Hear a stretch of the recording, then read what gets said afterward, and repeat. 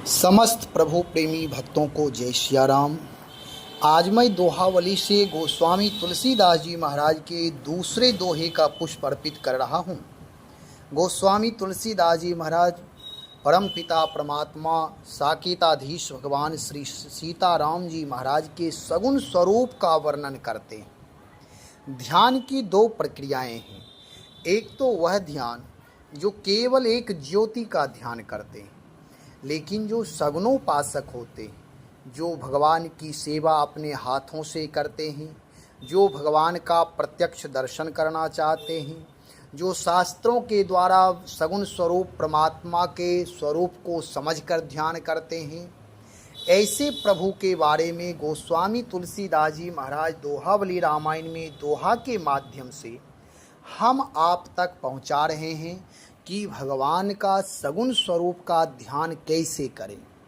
परम पिता परमात्मा के लिए तो लोग कहते हैं, आचार्यों ने ऋषियों ने ऐसा अनुभव ही किया है कि भगवान का कोई रूप नहीं होता है, परंतु भक्त जिस भाव से भगवान की उपासना करता है, भगवान उसी रूप में उसके सामने प्रकट होते हैं, भावना में आते हैं।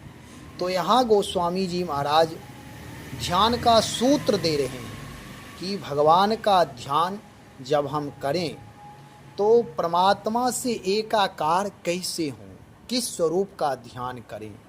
गोस्वामी जी कहते हैं, सीता लखन समेत प्रभु सोहत तुलसीदास, हर्षत सुर बरषत सुमन सगुन सुमंगल बास। गोस्वामी तुलसीदास जी महाराज कहते हैं कि श्री सीता जी और श्री लक्ष्मण जी के सहित प्रभु श्री सीताराम जी दिव्य सिंहासन पर सुशोभित हो रहे हैं। देवतागण हर्षित होकर फूल बरसा रहे हैं। भगवान का यह सगुण ध्यान सुमंगल परम कल्याण का निवास स्थान है। गोस्वामी जी महाराज कहते हैं, भक्त जब ऐसी भावना करता है कि प्रभु हमारे दृष्टि के सामने दिव्य सिंहासन पर विराजमान हैं और भगवान के बाईं ओर श्री जानकी जी हैं, दाहिनी ओर श्री लक्ष्मण जी हैं, देवतागण पुष्पों की वृष्टि कर रहे हैं, नगाड़े बजा रहे हैं, जय जयकार हो रहा है, ये भगवान का दिव्य स्वरूप हमारे सामने। ध्यान की एक प्रक्रिया यह है कि कोई भी क्रिया में एक दिन में रस नहीं मिलता है। जब सतत कुछ दिनों तक करते हैं तब उसका रस मिलना प्रारंभ होता है। जब इस स्वरूप का ध्यान कुछ दिन तक भावनात्मक करेंगे, जब भावना हमारी सक्रिय होती जाएगी, जब भावना से हम ऊपर उठते जाएंगे, भावना के माध्यम से मन एकाग्र होता जाएगा, तब फिर ध्यान का लाभ मिलता है और फिर ध्यान लगते हैं। जैसे हम आप ध्यान करेंगे, प्रभु का दिव्य स्वरूप भावनात्मक ऊर्जा से सक्रिय होकर हमारे आपके भावना में हुए दिखाई देंगे। कहेंगे, क्या भगवान इस नेत्र से दिखाई देंगे?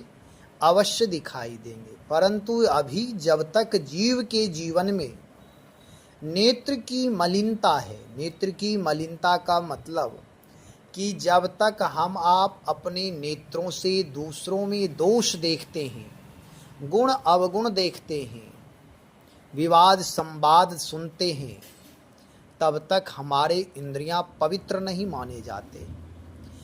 जब आँखों से भगवत दर्शन का हर जगह भाव हो, कानों से हर जगह भगवत चरित्र श्रवण करने की भावना हो, जो भी क्रियाएं हो रही है भगवान की लीला ही हो रही है, ऐसी भावना जब होगी तब हमारे आपके इंद्रियां पवित्र मानी जाएगी। और कुछ क्षण में यदि कुछ क्षण के लिए भावना आई और पुनः हम भूल जाते हैं, पुनः हम विस्मृत हो जाते हैं, तो वह भावना स्थिर नहीं मानी जाती।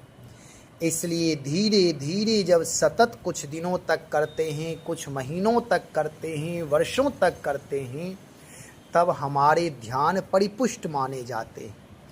ऐसे भगवान का यह दिव्य स्वरूप का ध्यान अवश्य करें और भगवान नाम का जप इसी ध्यान की स्थिति में कि हमारे प्रभु दिव्य सिंहासन पर विराजमान हैं, उनके चरणों का दर्शन करते हुए, उनके दिव्य स्वरूप का दर्शन करते हुए भगवान नाम का जप भावपूर्वक अधिक से अधिक करें, क्योंकि इस कलिकाल में और कोई साधन सिद्ध नहीं हो पाते हैं।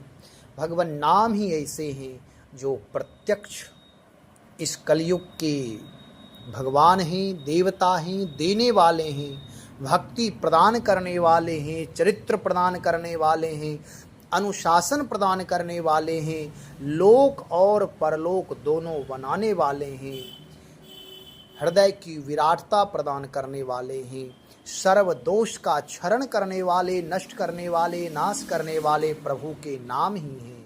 सारे मंगलों को, कल्याणों को प्रदान करने वाले हैं। इसलिए भगवान नाम का जप ध्यान के सहित अधिक से अधिक करें। परमात्मा का ध्यान, परमात्मा का नाम जप हमेशा कल्याणकारी, मंगलकारी, आनंददायक होते हैं, सुख स्वरूप होते हैं। श्री राम जय जय राम।